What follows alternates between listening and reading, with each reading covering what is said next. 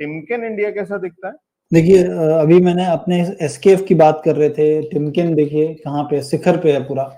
तो दिख तो कैसा रहा कि मैं कहा कि इसमें अंडरलाइन काफ़ी तेज़ी है पूरे सेक्टर में और जितनी भी कंपनियाँ हैं इसमें सारे लोग चल रहे हैं। स्कैफलर हो या फिर टिमकेन हो या और भी जो कंपनियाँ हैं। तो सारी चीज़ें हैं लेकिन रिस्क रिवॉर्ड हमेशा हम लोग जब कभी भी देखते हैं अगर आप देखें, वो अपॉर्च्युनिटी कहाँ है? इतने चलने के बाद हम अगर एंटर करते हैं, तो मेरे रिस्क और रिवॉर्ड क्या हो सकते हैं? तो ये सबसे पहली चीज़ अपॉर्च्युनिटी कितनी बड़ी हो सकती है यहाँ से? क्योंकि अगर मान लीजिए कि हम कोई दर्शक आपका यहाँ पर पूछा होता, तो यही सामने चीज़ खड़ी होती है कि कितनी बड़ी अपॉर्च्युनिटी हो सकती है। अपॉर्च्युनिटी को देखने के लिए आपको हमेशा लाइफ साइकिल्स देखनी चाहिए और लाइफ साइकिल्स में दिख रहा है कि आप अगर देखें सेमीकंडक्टर के जो इश्यू थे, जैसा कि अगर आप कंपनी की कमेंट्री को देखेंगे, तो सेमीकंडक्टर के इश्यू थोड़े से जो कूल ऑफ होते हुए दिखे हैं और सप्लाई आते हुए दिख रही है और जो कि ऑटो सेक्टर के लिए काफ़ी बड़ा एक कहना कि हेडरूम था और वो थोड़ा-सा ईज़ होते हुए दिख रहा है। कंपनियाँ अलग से टाई अप भी कर रही हैं सेमीकंडक्टर्स के साथ। और अगर ऑटो चलेगा तो बेयरिंग बहुत ही इम्पोर्टेंट चीज़ होती है क्योंकि आपको गति यही देती है, बेयरिंग से ही मिलती है और इसमें सारी कंपनियाँ अच्छी कर रही हैं।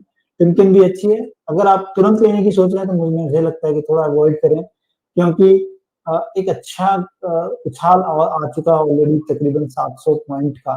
तो इसमें अगर आप यहाँ से देखें 2280 से लेकर 3030 तक का, तो बिना रुके हुए आप देखेंगे कि ये उछाल है।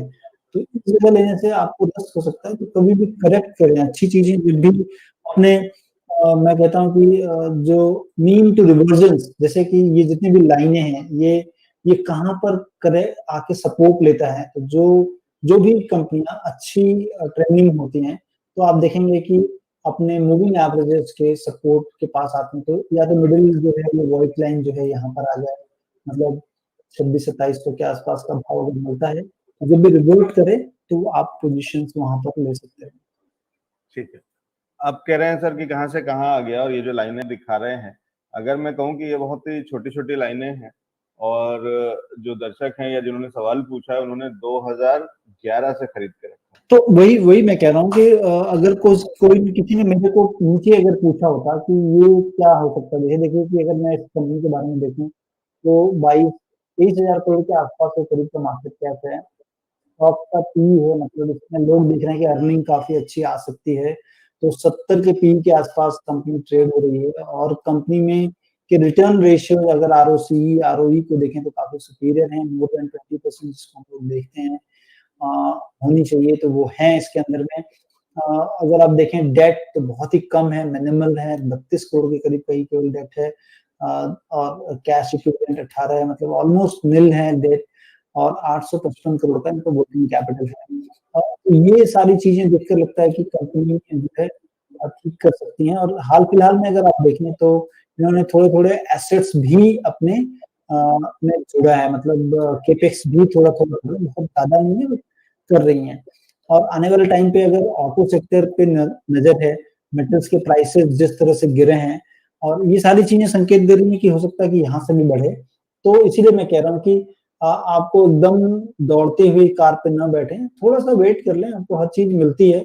उस समय हम मतलब आपको मन ये सारी चीज़ें ध्यान रखना चाहिए कि जब रिवर्ट करती हो चीज़ें क्योंकि पूरी जर्नी में अगर आप देखेंगे रिवर्जन हमेशा रहता है।